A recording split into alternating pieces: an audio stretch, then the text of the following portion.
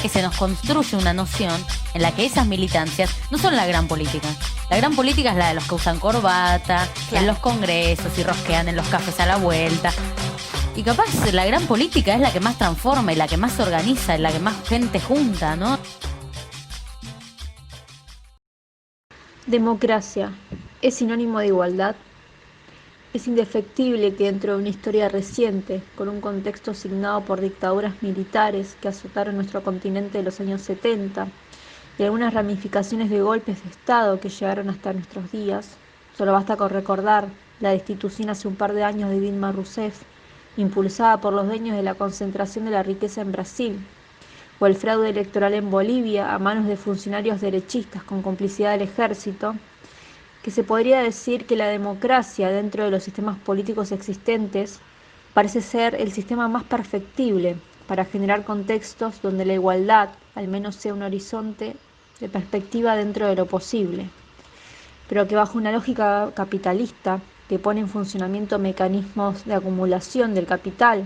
a base de excluir a millones de personas, nos sienta a preguntarnos qué caminos les queda a los gobiernos electos para poder contrarrestar, o en el mejor caso, atenuar esta realidad que día a día azota la realidad de millones de latinoamericanos. Lo que en un principio parecía asignar las reglas del mercado dentro de nuestro continente y que se ve claramente articulado en la construcción de gobiernos de facto y posteriormente en la articulación de gobiernos democráticos radicalizados, es esa dependencia que se ve entre centros periféricos y centros dominantes.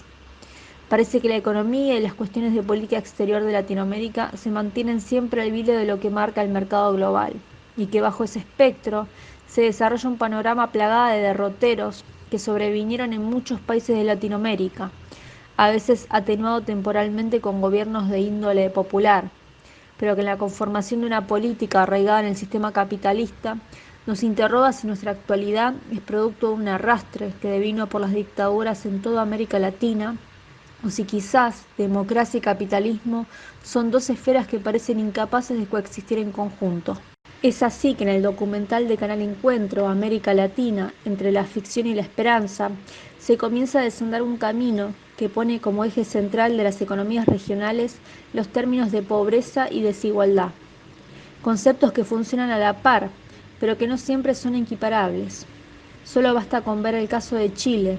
que en 2018 presentaba una de las tasas más moderadas en todo el continente,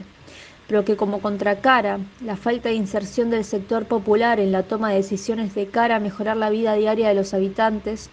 hizo que hacia el 2019 el clima social se volviera insostenible, incitando una serie de reclamos y revueltas entre el campo popular y el sector político. Como contracara tenemos estados como el de Argentina, que bajo signos de gobiernos populares hasta el 2015 y con avances significativos en materias de cultura, educación y derechos sociales, no pudieron revertir una economía en recesión y que dio como resultado que en las siguientes elecciones ganara un gobierno que, volviendo a nutrirse de las teorías del derrame, insertaba en la creencia popular que la inserción de Argentina en el mundo traería cambios radicales en la economía del país. La contrarrespuesta fue un incremento en el nivel de pobreza que pasó de un 29,2% a un 32% a fines del 2018. Algo parecido aconteció en Bolivia, en el caldo de cultivo para la consolidación de un gobierno militar a fines del 2019. ¿Esto qué significa? Que la economía parece trabajar de manera independiente a los gobiernos que intentan asentar bases de trabajo en una identidad en clave latinoamericana, o que quizás saliendo de estos binarismos entre gobiernos de derecha e izquierda, estamos ante un problema de representatividad. ¿Puede ser que los gobiernos ya no logren integrar en la agenda pública el interés de los actores sociales? ¿O que en la pelea por detentar el poder, cada vez más, con un sistema económico que parece manejar la agenda política, la derecha y la izquierda cada día se parecen más? Según uno de los filósofos contemporáneos más importantes, como Slavoj Žižek,